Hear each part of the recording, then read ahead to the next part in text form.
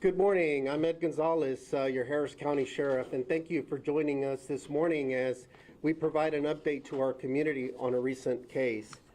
There are many jobs in our agency that are tougher than those involving abused children. These incidents are horrific, heartbreaking cases of abuse and neglect, and they involve the most innocent and defenseless among our community. On Sunday, our patrol deputies and investigators responded to a gruesome child abandonment case. For many agency veterans, it was the most disturbing scene they worked in their entire law enforcement career. It seemed too horrific to be real. It's hard to even explain to you that feeling. Our investigators immediately began piecing together what happened and trying to unfold a seemingly senseless death of a child who was supposed to be loved and cared for, and trying to understand unspeakable living conditions for the dead child's siblings who were left alone for months to fend for each other. We are here to share what we know today and to share our continued commitment to these children and our community. We must work tirelessly as child safety advocates to protect our most vulnerable, and we must work as a team. Sergeant Dennis Wolford with our homicide unit will be talking through the charges with you and any updates on this active investigation. And I want to emphasize active. It's still an active investigation that is continuing. Briefly, I want to provide a scene recap. On Sunday, October 24th, 2021, at about 3:15 p.m., our deputies received a phone call from a 15-year-old child who advised that his brother had been dead for a year and his body was in an apartment unit at 3530 Greencrest near West Park Tollway. He also stated that his parents had not lived in the apartment in West Harris County with him and his siblings for several months. Our patrol deputies found a 15-year-old and two other male children in an apartment unit ages 10 and 7 who appeared malnourished and showed signs of physical injury. They also found skeletal dry remains. The Sheriff's Office Homicide Unit, Child Abuse Unit, and Crime Scene Unit investigators responded to the scene. The children were taken to a local hospital to be assessed and treated. The Texas Department of Family and Protective Services received emergency custody of them. Now I want to pause just briefly just to say that in the midst of the darkness and this horrific situation, that I'm so glad that that 15-year-old finally reached out for help. I want to say that I'm glad that he found assistance at the end of the other line with one of our call takers. And I'm comforted to know that when he opened the door and there was a Harris County Sheriff's Office deputies there, that they could finally receive the care and protection that they've needed for so long. And that's what law enforcement does every single day, finding people in their darkest moments. The mother of the children, 35-year-old Gloria Yvette Williams, and her boyfriend, 31-year-old Brian Ward Coulter, were located late Sunday night and interviewed by investigators before being released without charges. Now, I think it's important to note that at that point, it's still an ongoing active investigation. We didn't find them until late that night, and so we have to make sure that we're being thorough, not getting ahead of the evidence and the investigation that's ongoing. And so at that point, they were released without any charges. On Tuesday, October 26, 2021, the Sheriff's Office Homicide Unit charged the mother's boyfriend, Brian Coulter, with the murder of the child, who was confirmed to be 8 years old at the time of his death in 2020. The manner and cause of death were ruled a murder by multiple blunt force injuries, according to the Harris County Institute of Forensic Sciences. The mother of the murdered child, Gloria Yvette Williams, was charged with injury to a child by omission and tampering with evidence. Both Williams and Coulter were taken into custody without incident by our criminal warrants unit investigators, and this remains an active investigation. At this point, I want to introduce Sergeant Dennis Wolford, the lead investigator with our homicide unit, that will speak about the child's murder and updates. A lot of this information will still be general. Keep in mind, there are certain things we could answer, other things we simply can't at this point for a variety of reasons. And it remains active because there's always a possibility, as we mentioned, that there could be additional charges, that charges could be upgraded. So it's still an unfolding investigation at this point. But at this point, I introduce Sergeant Wolford. Thank you, Sheriff. Good morning. Again, my name's Sergeant Dennis Wolford. I'm the supervisor of the homicide unit that was tasked with investigating this. It's a group of 6 investigators. The lead investigator is actually Deputy John Craig. Child abuse also made the scene with us, and they were invaluable in the input that they gave us dealing with CPS and things like that. One of the things that I want to express, I know that there was a lot of people upset that these people weren't taken into custody right away. And one of the things you have to understand is, one, the law of statements, the laws of the state of Texas, and how we get these things into trial. We knew at that point that these children were safe because they were in CPS custody, and the decision was made not to arrest that night. And the reason is because a lot of evidence has to come in before we can actually file charges, including a ruling from the Harris County Institute of Forensic Sciences on what caused this child's death. We also had numerous people, forensic interviews with the children and stuff like that had to be done. Plus, we have to corroborate what the children are telling us before charges can be filed. So believe me, we, from the very beginning, me, the 6 of us, the child abuse guys, we were focused on getting these charges done. We wanted to get them done as quickly as possible. But above all, murder investigations, child deaths, child murders, they are methodical investigations. And our end goal is to see that justice is served, not to just put people in jail. We want justice to be served. I will answer any questions that I can for you. There may be some that I cannot. Again, as the sheriff said, in my long time of working homicides, this one's up there. This one affected us. We'll circle back with the questions just a bit. Let me. Sure. Yes. And I also want to mention that we have members here from our Crimes Against Children unit as well. Lieutenant Lovett and his team are here as well, and so they'll be present if there's certain questions that perhaps they can answer. I do want to just mention a couple things that may come up before we get into other parts of it, is that it's our understanding that the children that were present in the apartment, that there were two fathers involved, not involved in the scene, what I'm saying in terms of connected to them. We're told, we haven't confirmed it yet, but that one is possibly deceased already and the other was simply not involved in the lives of the children, so they were not in the picture. There's also, I believe, at least 2 other siblings that were not in the apartment that are elsewhere as well. So I just wanted to mention that we are aware of those dynamics as well. I want to just briefly say it in Spanish as well, just recap what we had. El día domingo, el 24, como a las 3:15, recibimos una llamada de un adolescente de 15 años que avisó que quería reportar de que su hermano había estado muerto por más de un año y que el cadáver estaba dentro de la unidad, en los apartamentos en el 3530 Greencrest. Mencionaron también que los parientes no habían estado en unidad por varios meses y que él estaba cuidando a sus niños. Cuando llegaron nuestros oficiales, encontraron un estado de descuido horroroso. Encontraron al adolescente de 15 años y 2 niños también de edades de 10 a 15 años. Estaban desnutridos, tenían también lesiones físicas. Entonces comenzamos nuestra investigación. Hemos puesto cargos contra a la mamá de 35 años, Gloria Williams, y el novio de ella, 31 años, Brian Coulter, por los diferentes hechos. Él recibió los cargos más fuertes, que han sido del asesinato del niño pequeño, que determinamos que tenía 8 años a su tiempo de muerte el año pasado. Esta investigación va a seguir continuando porque hay diferentes aspectos y ha sido una de las investigaciones más duras para todos nosotros. Entonces vamos a seguir adelante para encontrarle justicia a estos niños. Again, may this little angel rest in peace. Didn't have a chance.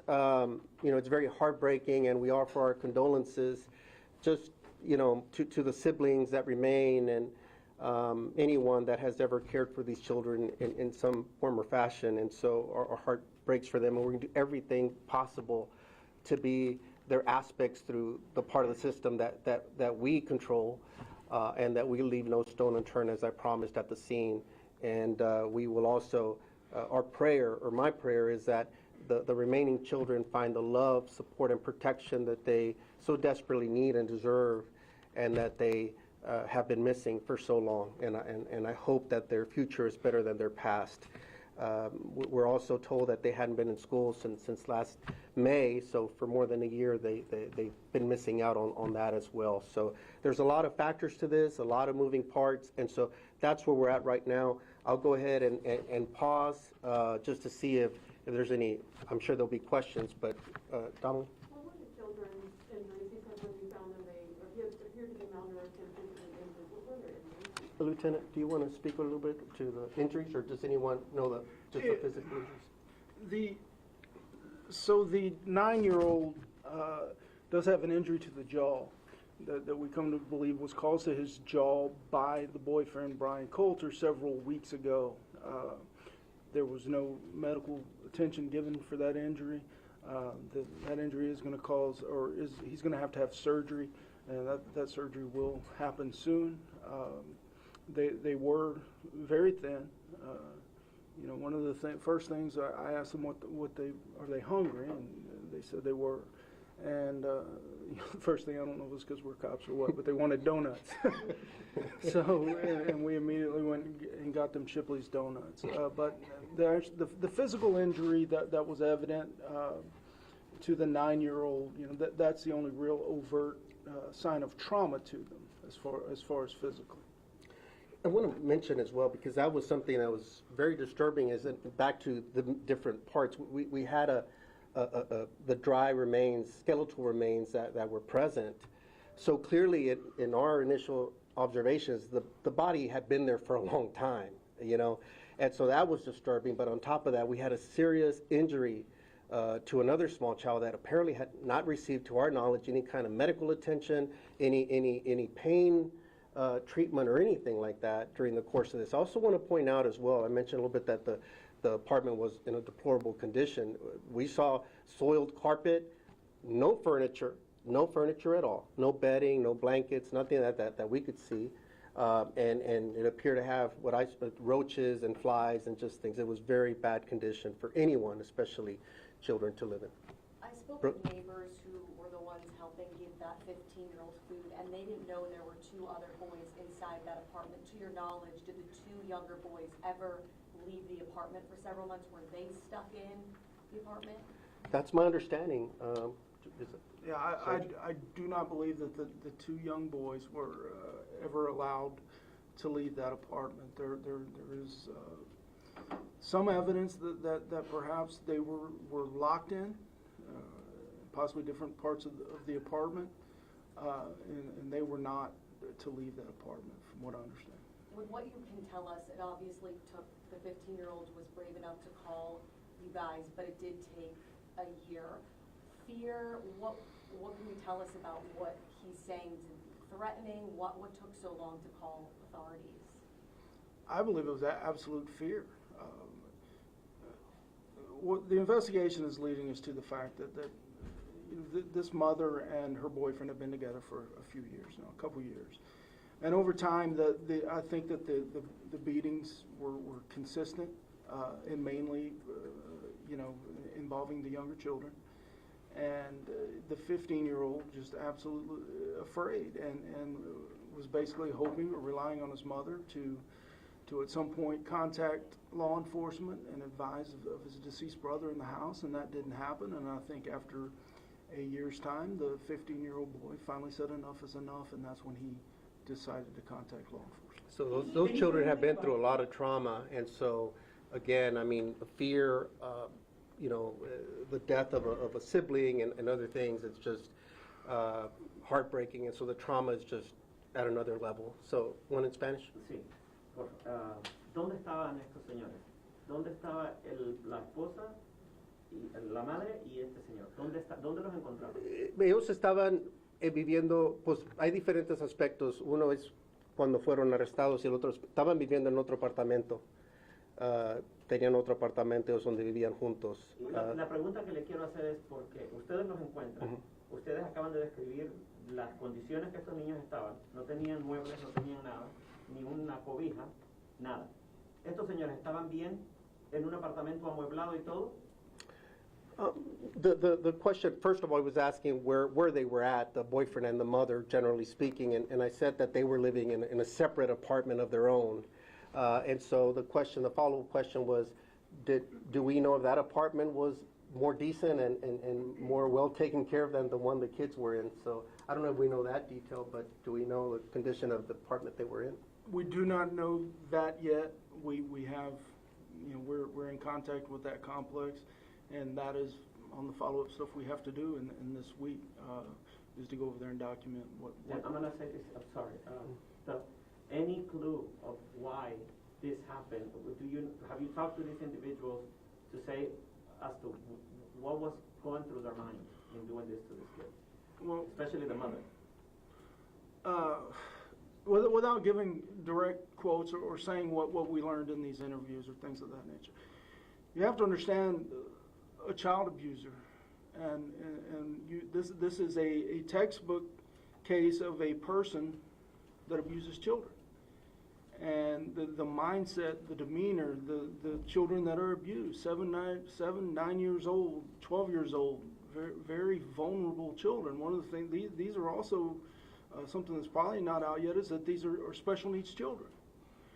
And so you have a very manipulative person who's not only, and this mother had a year to contact law enforcement. So you can't tell me that for every minute for a year, you were afraid. But this is a classic child abuser. So someone that picks on these young children, and whether it gives them some kind of I don't know the word for it, some kind of makes them feel better about themselves to abuse these children, I don't know. But I do think that the type of person this is very manipulative from the children they're abusing to the mother as well. So was he the abuser? Was she the abuser? Well, I would say they're both abusers. He's an abuser physically, and she's an abuser by omission. Very much so. Can you talk about why the mother and the boyfriend made the decision to leave the apartment, to find a new place to live? Well, I would absolutely think that common sense would tell you that they're distancing themselves from a dead child, and they know that it's gone on for, by the time they moved out, you're talking about probably 5 to 6 months after death.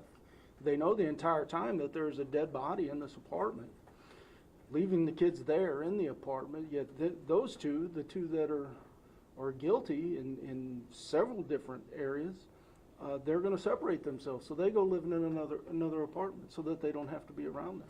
And the mother, we believe, was providing some food by delivery service or having food dropped off on a fairly routine basis. I didn't see anything that was healthy type of food. It was, I think, more like junk food, noodles and chips and soft drinks and things like that. Let me work my way over here. First question, is there any evidence that the mother was being physically abused herself? No. No evidence of that. No outcry has been made from them. And then, can you give us any information about CPS's prior interaction with this family and why that investigation ceased? We're going to refer that to CPS. Obviously, they could speak to their own investigations and what they have on file. So we're not going to speak to that. Let me make my way. Can you provide any information about what led to the child's death? I know you said that. It's just blunt force trauma is what we know. I mean, it's still. We'll work with the medical examiners to get more into the weeds on that. But again, that was another twist to all this, is that we were, in addition to one serious child that's alive with serious injuries and the malnourishment and abandonment, we had a skeletal dry remains that were discovered as well. So we'll work through that with the medical examiners, but it was ruled a homicide due to blunt force injuries. It was happening in 2020, but do you have 2020, we think approximately November. Any more exact dates on that? Did you ask for an exact date? I'm sorry. No, we do not have more of an exact date than that. We believe we're using Thanksgiving of 2020, sometime around November 20th through November 29th is the kind of the reference point we're using there. And we absolutely believe that's when that child was killed. And based on state of decomposition, all these were dry remains. I would just want to be clear with that. It wasn't, it was already And is that at when that they stage. moved out to? Let me make, let me. Two questions about the building management. One, who was paying for the bills? Were the bills being paid? Our understanding is that they were receiving some type of maybe government assistance for that. I don't know how those payments are done, if they're directly to the apartment and how they were handled. And will part of your investigation be looking at this apartment complex? I'm told with this housing complex, they're supposed to be doing inspections regularly, pest control, looking at when the last time someone was inside the apartment. Was there any failure on their part as well?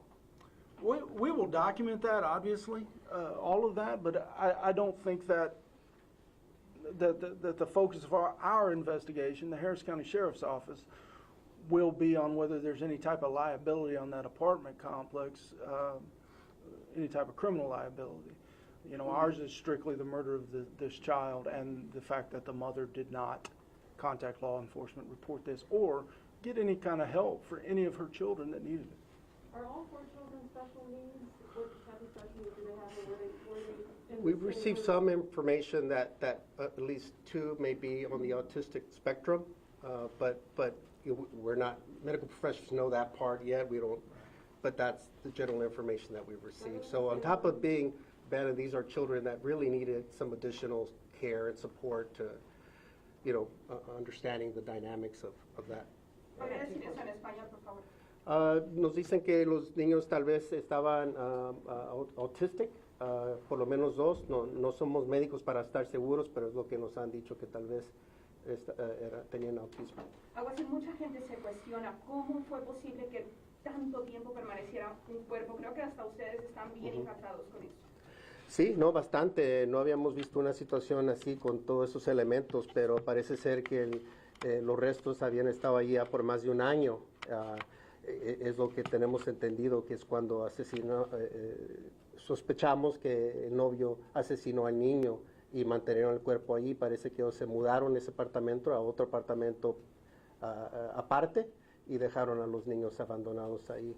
¿Cómo estaba el cuerpo del niño? Ya estaba en una situación de restos óseos, parece que dicen restos óseos, como se dice, Ajá. como el cadáver, ya solamente estaba el cadáver seco, no era algo que había pasado No lo recientemente. tenían escondido. No, estaba, the remains, the skeletal remains were found in plain view, if you will. They weren't concealed in any way or anything like Do you believe the boyfriend and mother were going back to the apartment and actually hurting the children while still giving them food? Well, if the injury to the small child would indicate there was still some level of contact, so I don't know. I don't think they were really spending much time in there at all. But Sarge, do you have anything? Yeah, the evidence that they continued to abuse these children is that, one, the injury to the 9-year-old boy that we understand did not occur in that apartment, that injury to him, that he had been picked up and he was taken somewhere and then brought back. And then, so they were in this apartment for so long. We had some neighbors giving them food. Somebody said he looked really thin. They were not in school. A message to parents. How important is it when you see stuff like this to call for help, to say, hey, these kids, you know, I'm worried. You know, they're in this apartment. I've been giving them food for X amount of months. He looks really thin. How important is it that we call 911 in these cases? Because we probably could have, you know, helped these kids a lot earlier, and they're at this point, they're just traumatized by what happened. Well, that's a perfect segue, because I do want to kind of close at least some of the formal, and if we still have questions, we'll answer a few more, but I wanted to make sure I got this in. We rely on our community to report abuse and keep our children safe when they see the signs of a child in need. Signs of abuse aren't always obvious, but they are often there if you know where to look. We are asking every adult in our community to help. Take actionable steps to create safer environments for the children in your life. 1, if you see something, say something. Reporting suspicions of child abuse can save a life, prevent further victimization, or stop more children from being victimized. 2, learn how to recognize and report child abuse. Education and training are our best defense against those who harm children. 3, talk to your children. Start the conversation early and continue the discussion throughout their upbringing. 4, spread the message. Tell your neighbors and loved ones how they, too, can do their part to keep our children safe in a real and virtual world. Our partners at the Children's Assessment Center offer free training and resources on the signs and symptoms of child abuse and share stories of survivors throughout the year. Sadly, in 2020, nearly 4,000 children received services at the Children's Assessment Center here in Harris County. These experts provide high-quality care so children can thrive. Their work embodies the sentiment, no future should be out of reach. And while the work of our Sheriff's Office specialized units is always essential, it is especially critical during a crisis. The disruption brought on by the pandemic made our children even more vulnerable to abuse. Some of those traditional safety nets have been removed, with children not regularly attending schools, daycares, and after-school programs. We have a shared responsibility and shared commitment to ensure every child lives a life free from abuse. Prevention through education is key. If you're concerned about your child in your life, call us at 713-221-6000. If you want to remain anonymous, call Crime Stoppers at 713-222-TIPS. And in closing, I want to make sure that I just recognize our personnel, those in the front lines, the deputies that first responded, the sergeants, the call taker, the investigators, our crime scene unit investigators, our warrants team, just everybody. It really has taken an entire team. They've worked tirelessly around the clock and have really given it their all to make sure we got to this point. And I know sometimes the general public wants us to work a case as if it were a crime series and everything's going to be wrapped up in an hour. I understand that. We understand their same frustration and concerns and eagerness, but we have to stay focused with what's in our line of sight, make sure we're being professionals. We owe it to these children to make sure that if a case comes to trial that there's a chance for successful prosecution. So we want to make sure that we're being thorough. And sometimes we can't just go with what our own personal feelings may be. We have to put those aside and focus on the job at hand. So I want to thank all of them here today and those that may not be present because they're obviously out in the field doing other work. We'll take just a couple closing questions and then we'll have to stop. I know that you said that whenever you saw the kids, they were hungry, but emotionally, how were they? Were they relieved? Were they happy? How did they react when they saw you guys?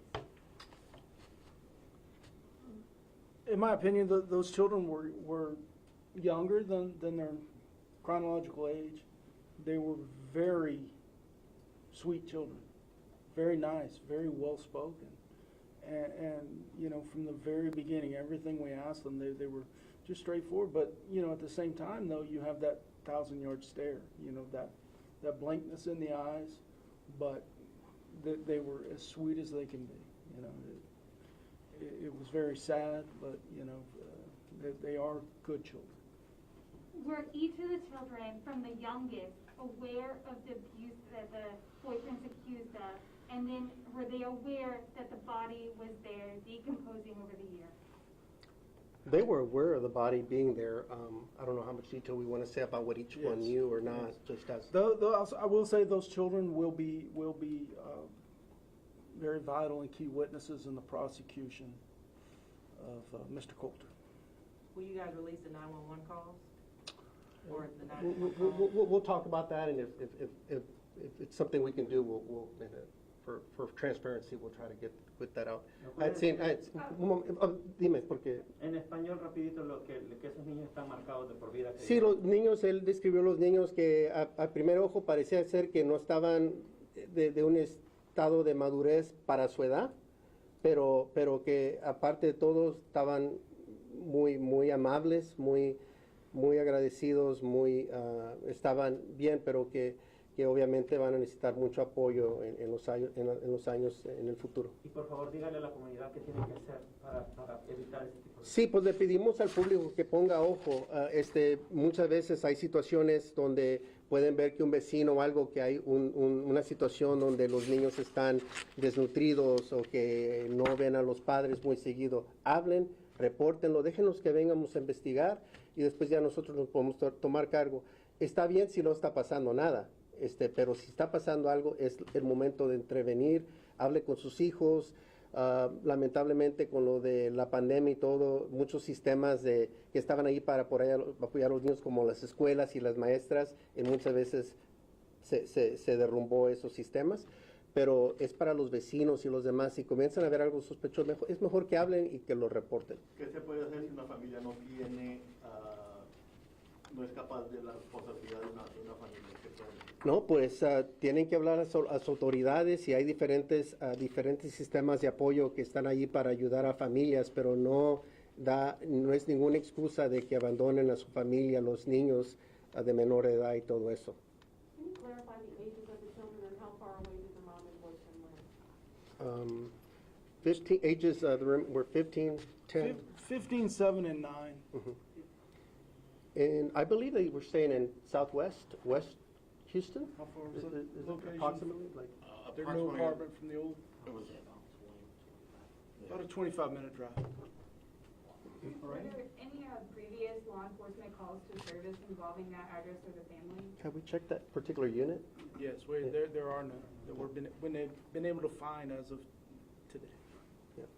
the smell. How did they control the smell? People not I don't know. I mean, Yeah, it just, right. that baffles us. We've been to a lot of scenes like that, and that smell is one that stays with you. And so I don't know. I mean, I feel for those children and everything they've endured.